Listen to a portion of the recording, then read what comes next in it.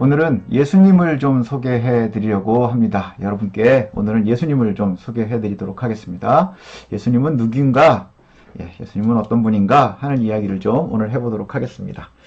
자, 세계 지도가 나오고 있는데요. 통계 이야기를 좀 먼저 하도록 하겠습니다. 전 세계에 현재 2024년도에 1월달 세계 인구가 약 81억 명 정도 된다고 합니다. 그 중에 성인 인구가 61억 정도 되고요. 그 중에 종교를 가지고 있는 사람이 81억 중에 약 72억 명 정도가 된다고 합니다. 72억 명 정도가 종교를 가지고 있는데 그 중에 기독교인이 약 26억 명 정도 되고 그 다음에 무슬림이 약 20억 명 정도가 되고요. 그 다음에 유태인이 이제 1,500만 명 정도 된다고 합니다. 그러면 이 인구를 갖다가 합치면 기독교, 무슬림, 유대인을 합쳐서 46억 7천 정도 되니까 47억 명이 조금 덜 되고요. 전 세계 종교를 가지고 있는 사람들 중에 65% 정도가 됩니다. 이 인구가 이제 기독교, 무슬림, 유대인으로 이렇게 구분이 되는데요.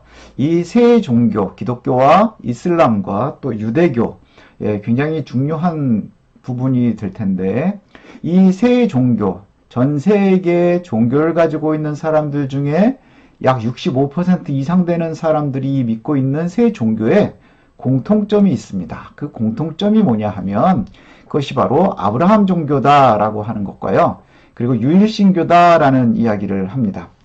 아브라함 종교라고 얘기하는 것은 뭐냐 하면 이 기독교와 무슬림과 또 유대교, 기독교, 이슬람, 유대교 이 모두가 자신들의 시작점, 믿음의 시작을 어디에 근거를 하느냐? 그러면 아브라함이라고 하는 한 명의 인물을 갖다 이야기를 합니다. 한 사람을 이야기해요. 거기에서부터 시작이 되었다. 우리의 믿음의 조상이 바로 아브라함이다. 이렇게 이야기를 합니다.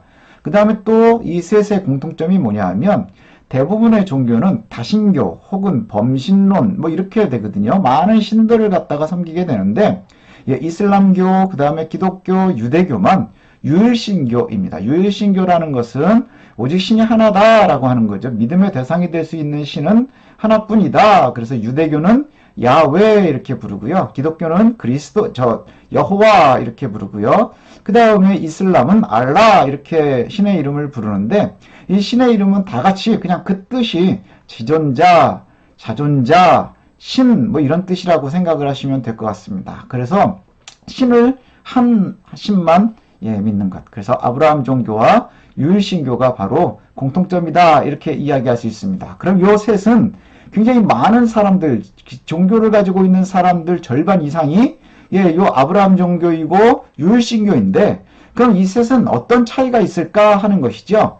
그 셋의 가장 큰 차이점은 뭐냐 하면 바로 예수라고 하는 존재에 대한 인식의 차이입니다. 예수라고 하는 존재의 인식의 차이에 가장 큰 차이점을 찾을 수가 있는데요. 기독교와 유대교와 이슬람교의 차이점은 예수에 대한 인식이라고 했는데 처음으로 따지면 유대교에게 있어서의 예수는 어떤 존재냐? 그럼 실패자입니다. 실패자. 유대교에 있어서 예수는 스스로 신이 되고 싶어 했지만 결국은 실패해서 십자가에 달려 죽고 그가 혁명을 일으키려고 했지만 결국은 그 혁명은 그냥 실패로 끝났었던 사람입니다. 그리고 그들은 그것 때문에 그 근거에 의해서 경전으로 구약성경만을 받아들입니다. 구약성경이라고 하는 것은 가지고 있는 성경 중에 예수 이전에 쓰여져 있었던 성경 39권만을 갖다가 경전으로 인정을 합니다. 여기서 이제 우리가 하나 생각할 건 뭐냐면 교회에서 이렇게 쓰고 성당에서 쓰는 거는 신약과 구약이 있는데 이 신약과 구약이라고 하는 것을 구분하는 것 자체가 유대교에게 있어서는 굉장히 모욕적이고 그런 이야기입니다. 왜 모욕적이라 하느냐? 그러면 하나님께서 야훼 하나님이 주신 언약은 약속은 하나뿐이지 이것이 옛날 게 있고 새 거가 있느냐? 그리고 우리가 갖고 있는 건 옛날 구닥다리고 니네들 건 새 거냐? 뭐 이런 의미가 되겠지요. 그래서 구약만을 인정을 하고요. 신약은 인정을 하지 않습니다. 이게 이제 유대교의 가장 큰 차이점이고요. 그러면 이슬람은 예수를 어떻게 받아들이느냐 하면 예수는 인간 중에서 가장 위대한 선지자입니다. 예수는 인간들 중에서 가장 위대한 선지자 이렇게 봤습니다. 예, 그래서 여기에서 경전으로 중요한 것은 구약도 아니고 신약도 아니고 예, 알라가 계시해준 마호메트에게 계시해 줬었던 경전 코란이 가장 중요합니다. 꾸란이라고도 하지요. 예, 코란이 가장 중요한 경전입니다. 예, 이게 이제 차이점이죠. 그래서 유대교에서의 예수는 실패한 개혁자, 그 다음에 이슬람에서는 그냥 인간 선지자 이렇게 따지고 유대교에서는 그래서 구약 성경만 경전으로 인정을 하고 그리고 이슬람에서는 코란만을 경전으로 인정을 합니다. 자, 그러면 기독교에서는 뭐라고 얘기하느냐는 것이지요. 기독교는 이제 우리가 알고 있는 것처럼 개신교, 캐톨릭, 동방종교 이렇게 다 좀 큰 포함으로 얘기를 하도록 하겠습니다. 거기에서는 예수는 그리스도다라고 인정을 한다는 거예요. 예수는 그리스도다라고 이제 받아들인다는 것이죠. 예. 그래서 예수를 정점으로 해서, 예수를 기준점으로 해서 예수 이전의 성경 구약과 예수 이후의 성경 신약으로 구분되는 이 성경들을 다 경전으로 받아들입니다. 그래서 구약을 어떻게 이해하느냐 하면 오실 예수에 대한 예표, 오실 예수에 대한 예표 역사, 그 다음에 신약은 오신 예수에 대한 소개, 이렇게 이해를 할 수 있을 것 같아요. 그래서 예수는 누구냐? 그러면 이 땅에 오신 참 사람이고 참 하나님이신 그리스도다, 이렇게 이야기를 합니다. 자, 그럼 그리스도다, 기독교가 그리스도다 이렇게 고백을 한다고 하는데, 믿는다 그러는데 예수가 그리스도다, 그래서 예수 그리스도, 지저스 크라이스트 이렇게 얘기를 하는데, 그럼 이 말은 어디에서 온 것인가? 그러면 히브리어에 마시아라고 하는 단어가 있고요. 그 다음에 이것이 아람어로 가면 마샤, 메시아 이렇게 됩니다. 그리고 이것이 이제 헬라어로 번역이 되면 크리스토스 이렇게 됩니다. 그래서 우리가 들어본 단어일 겁니다. 메시아라는 단어도 들어보셨을 거고요. 크리스토스, 그리스도라는 단어도 들어보셨을 겁니다. 예수를 갖다가 예수의 정체가 뭐냐? 그럼 메시아다, 그리스도다 이렇게 얘기를 하는데요. 이 메시아라고 하는 말은 기름 부음 받은 자라는 말에서 파생했다고 그래요. 그래서 이 메시아다라고 얘기를 하는데, 그러면 유대교에서는 예수를 메시아라고 인정을 하지 않아요. 그 다음에 이슬람에서는 마호메트가 예수라고, 그리스도라고 그럽니다. 메시아라고 그럽니다. 그 기독교에서는 예수가 그리스도라고 합니다. 그럼 도대체 이 그리스도, 메시아라는 생각들, 이것이 왜 그렇게 중요하게 되었느냐 하면 역사적인 배경을 좀 한번 살펴볼 필요가 있습니다. 자, 이게 이제 지금 지중해 연안에 있는 아프리카와 그 다음에 아시아와 그 다음에 유럽이 만나고 있는 지중해지요. 여기에 이스라엘이 지금 요 빨간 부분이 바로 이스라엘입니다. 자, 이 이스라엘을 보면 이스라엘이 요 딱 그 지중해를 두고 있는데, 이 이스라엘은 지형적으로 아주 고대에서부터 문명이 시작되던 그 고대에서부터 굉장히 큰 세력들 사이에 끼어 있는 자리였습니다. 그래서 제일 처음에는 이집트입니다. 이집트 문명. 그래서 이집트와는 처음부터 거의 국경을 가까이 대고 있어서 굉장히 많은 영향력을 받고 있었고요. 그리고 수시로 이제 영향력을 갖다가 이 가나안 지역, 이스라엘 지역에다가 영향력을 끼치고 싶어 했습니다. 그리고는 이 오른쪽으로 보면, 오른쪽에서 아시리아가 있었고요. 아시리아라고 하는 메소포타미아 지역의 세력이 있었는데, 이 메소포타미아 지역의 이 세력이요, 요 아시리아라고 하는 이 세력이 끊임없이 어디를 가고 싶어 하느냐? 이집트를 가고 싶어 합니다. 이집트로 가려고 할 때 거쳐야 되는 곳이 바로 이곳이지요. 이곳을 거쳐야 됩니다. 그 다음에 아시리아가 이 메소포타미아 전체 주인이었는데, 이곳의 아시리아 이후에 주인이 바뀝니다. 바벨론으로 바뀌죠. 바벨로니아로 바뀝니다. 그래서 아시리아에 의해서 이스라엘은 멸망해서 저 북쪽에 있었던 10개의 지파였던 이스라엘은 멸망해서 없어지고요. 바벨로니아에 의해서 예루살렘과 남쪽의 유다가 또 멸망하게 됩니다. 그리고는 여기에서 포로로 끌려가는 사건들이 있게 되고요. 그리고 거기에선 또 주인이 바뀝니다.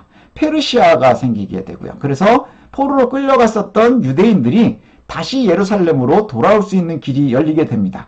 여기에 끌려가 있었던 이스라엘 사람들이 끊임없이 고민을 하는 겁니다. 유대인들이 왜 우리가 멸망할 수밖에 없었을까? 여호와 하나님이 섬겼고 그 다음에 여호와 하나님께서 약속하신 그 땅에서 우리가 쫓겨날 수밖에 없었던 이유는 뭘까? 그랬더니 그 쫓겨날 수밖에 없었던 이유는 바로 우리가 여호와의 율법을 잘 따르지 않았기 때문이다. 이렇게 얘기를 믿게 된 거죠.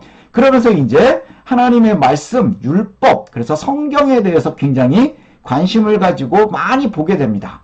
그리고 나서 그 성경을 보니까 고대에 있었던 선지자들에게 하나님께서 끊임없이 약속해 주신 게 뭐냐 하면 내가 너희를 위한 구원자를 보내줄 거야. 메시아를 보낼 거야. 라고 하는 약속들이 계속해서 있더라 하는 것이지요. 그러면서 그때부터 사람들은 메시아를 기다리기 시작을 합니다. 그런데 문제는 뭐냐 하면 지금 너무 사는 게 힘들어서 메시아를 갖다가 구약성경에 약속한 메시아를 기다리기 시작을 합니다. 그런데 문제는 세상은 잘 바뀌지 않는다는 거예요. 세상은 잘 바뀌지 않아서 또 이제 문제가 생기는 게 뭐냐면 저 위에 마게도니아에서 알렉산더가 일어납니다.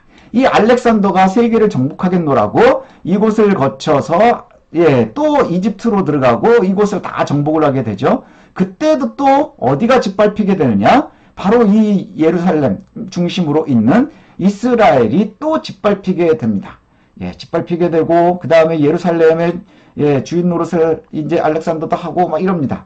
그러다가 알렉산더가 일찍 죽게 되죠. 일찍 죽게 되면서 이제 거기서 벗어나는 게 아니라 오히려 알렉산더가 세웠었던 그 헬라 제국이 마게도니아 제국이 여럿으로 갈라지게 되면서 이집트를 중심으로 세력을 가지고 있었던 프톨레미우스하고 그 다음에 마게도니아를 중심으로 가지고 있었던 셀류쿠스가 부딪히게 됩니다. 근데 셀류쿠스와 프톨레미우스가 서로 이제 세력 다툼을 하는데 그 경계가 어디냐? 그럼 딱 여기가 경계가 됩니다. 예루살렘 지역이 있는 가나안 이 이스라엘 지역이 또 그곳에 경계가 되는 것이죠. 프톨레미우스에게 처음엔 소속이 되어 있었는데 그때만 해도 예루살렘 성전에서 예배하고 제사하는 것이 어느 정도 인정이 되고 있었는데 점점 마게도니아 쪽에 있었던 셀류쿠스의 세력이 커지면서 그 셀류쿠스 세력 안에 이스라엘이 복속이 됩니다. 그때 셀류쿠스는 어떤 세력이었느냐 하면 이 알렉산더가 가지고 있었던 전 세계의 헬라화 여기에 굉장히 열심이었어요. 그래서 헬라화 시키는 것에 대해서 중요하게 여기니까 그 다른 종교들을 갖다가 다 없애버리기 시작을 합니다. 그래서 성전도 파괴하고 그 다음에 성경도 다 불태워버리고 그리고 예루살렘 성전에는 돼지고기를 가지고서 제사를 지내고 제우스의 신상을 세우고 막 이런 일이 벌어지게 됩니다. 이 얼마나 고통스러운 시기였겠어요. 그러다가 예수님 당시에는 또 이 셀류코스, 프톨레미오스 막 이런 애들이 싸우다가 결국에는 외세가 또 들어오게 되는데 바로 로마까지 나타나게 되는 겁니다. 그래서 예수님 당시에는 로마가 세계를 정복해서 지배자가 되어 있었고요. 그 다음에 이 예루살렘 중심의 이 이스라엘 지역도 결국엔 로마 속에 들어가 있었습니다. 그러면서 사람들은 계속해서 뭘 기다리게 되느냐 하면 메시아를 기다리는 거예요. 이스라엘을 회복할 메시아, 그리스도. 이 메시아를 갖다가 기다리게 되는데 이것을 갖다가 메시아 대망사상이라고 이야기를 합니다. 이 메시아 대망사상은 그 이전에도 있었지만 그 이전에도 있었어요. 그래서 때로는 알렉산더를 보고 메시아라고 생각한 사람들도 있었다 그러고 예수님을 죽였었던 헤롯을 갖다가 메시아가 아닐까라고도 생각을 했었고 성경에 보면 예수님보다 먼저 왔었던 세례자 요한도 메시아인가 하고 생각을 했었다고 하는 것이지요. 그러면서 예수님의 제자들과 예수를 만났었던 사람들은 예수가 우리가 그렇게 오래 기다리고 있었던 메시아구나 라고 하는 것을 대한 믿음이 생겼고 확신을 갖게 되었다 하는 것입니다. 자 그러면 이제 예수가 메시아다라고 하는 것, 예수가 그리스도다라고 하는 것을 갖다가 성경에서는 복음이다 이렇게 얘기를 합니다. 복음이라고 얘기하는데 이 복음이라는 말은 헬라어로 유앙겔리온 이렇게 얘기하고요. 영어로는 가스펠 이렇게 되어 있죠. 가스펠이라고 하는 말은 앵글로색슨어의 갓스펠이라고 하는 말에서 유래됐다고 그래요. 근데 이 유앙겔리온이라고 하는 것이 이제 한자로는 복음 이렇게 번역이 되어 있는데 그럼 이 유앙겔리온이라고 하는 것은 어떤 의미를 가지고 있느냐 하는 것이죠. 어떤 의미를 가지고 있느냐? 그 당시에는 어떤 단어로 쓰여졌느냐 하면 좋은 소식을 이야기하는 거예요. 그런데 그 좋은 소식은 대체적으로 어떤 거냐? 그럼 왕이 전쟁터에 나가서 전쟁을 해서 승리했다고 하는 소식이 먼저 전해집니다. 그러면 그 승전보가 좋은 소식이겠지요. 전쟁에 이겼으니까. 그게 바로 이제 좋은 소식일 거고요. 또 왕실 안에 대를 이을 수 있는 왕자의 탄생. 이것도 역시 유앙겔리온입니다. 우리나라가, 우리 왕국이 잘 번영이 되려면 뭐가 있어야 되는 거죠? 왕의 계보가 이어져야 되는데 왕자의 탄생? 이거 굉장히 좋은 소식이지요. 이렇게 쓰이던 단어입니다. 그게 바로 유앙겔리온이었는데 예수의 제자들이 그 다음에 또 이후에 복음을 예수의 복음을 받아들이고 예수를 그리스도라고 믿는 사람들은 바로 이겁니다. 예수 그리스도께서 이전의 모든 악하고 죽음의 세력을 다 이겨서 승리하셨다 하는 소식이기도 하고요. 그리고 왕 되신 예수의 탄생 소식이기도 합니다. 그래서 하나님께서 예수 그리스도를 통해서 인간을 구원하셨다 하는 소식, 그것을 갖다가 기쁜 소식이다 라고 얘기를 해서 유앙겔리온이라는 단어를 쓰게 되고 지금도 우리가 이것을 복음이다 라고 얘기를 합니다.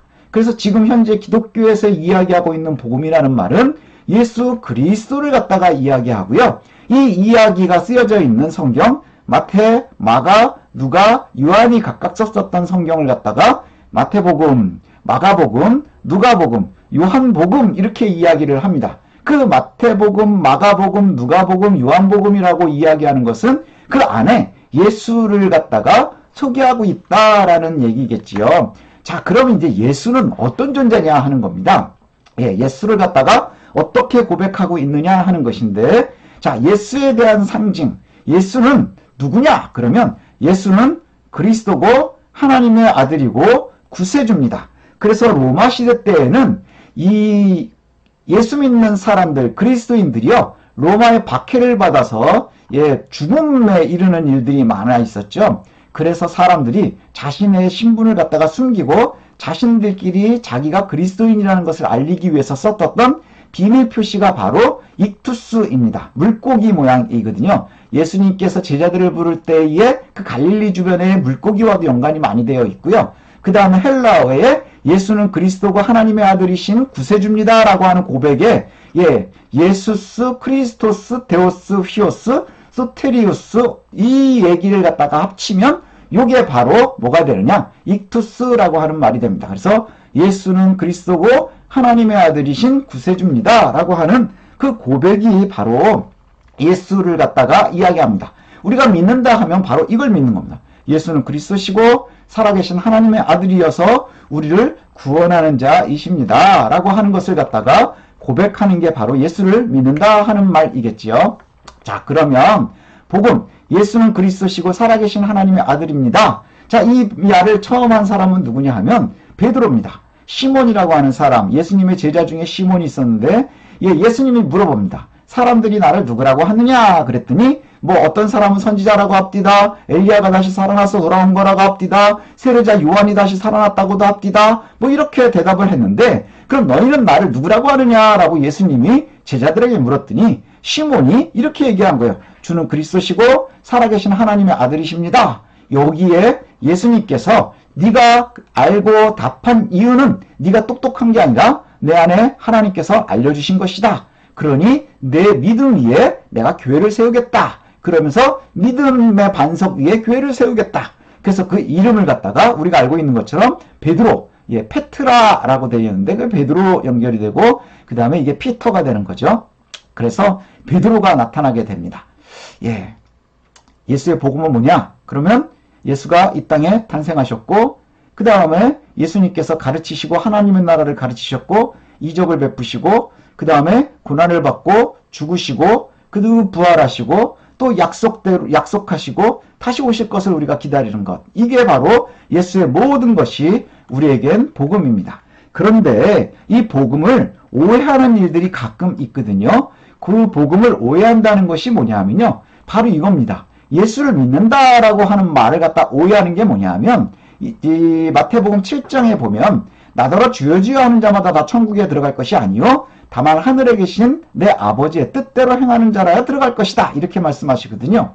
이 얘기는 뭐냐면 요즘에 따지면 교회 열심히 다니고 봉사 열심히 하고 그 다음에 뭐 헌금 많이 하고 뭐 이것이 하나님께서 예수께서 우리에게 요구하시는 게 아니라는 거예요. 그건 뭐냐 하면 결국은 내 아버지의 뜻대로 행하는 자, 이것이 참된 믿음의 완성이라고 하는 것이죠. 이게 참으로 믿음의 완성이라는 거예요.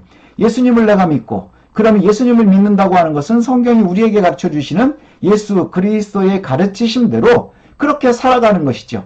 예수의 가르치심대로 살아가는 그것, 행위까지 따라가는 것, 이것을 갖다가 예수의 가르침입니다. 그래서 요즘에는 뭐 우리가 조심해야 되는 게 뭐냐면 넌 예수 믿는다라고 얘기하고 그 다음에 뭐 예수님께 헌금하고 그리고 내가 회개기도 했다고 해서 그것으로 인해서 내가 다 모든 것이 해결이 되었다라고 얘기할 수 있느냐?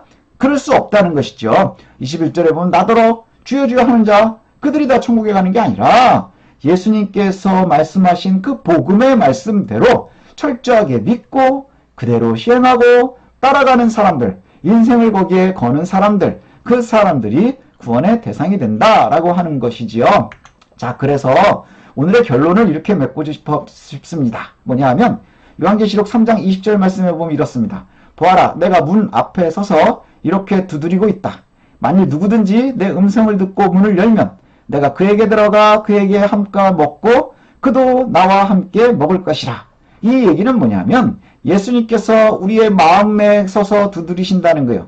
그 두드리신다는 것은 여러 가지로 나타날 수 있는데 그게 뭐냐? 먼저 주변에 있는 사람들을 통해서 복음을 알게 하고 듣게 하고 그 다음에 접하게 되는 것이죠. 그게 바로 내가 문 밖에 서서 이렇게 두드리고 있다 하는 것입니다. 거기에 반응하는 게 되게 중요하다는 거예요. 그래서 만일 누구든지 내 음성을 듣고 내 음성을 듣는다고 하는 것은 내가 예수에 대한 이야기를 듣고 예수에 대한 소식을 전해 듣고 그것을 갖다가 들어서 내 마음을 열어서 그것을 받아들이면 그러면 내가 그에게 들어가 그와 함께 먹고 그도 나와 함께 먹을 것이다 이렇게 말씀합니다.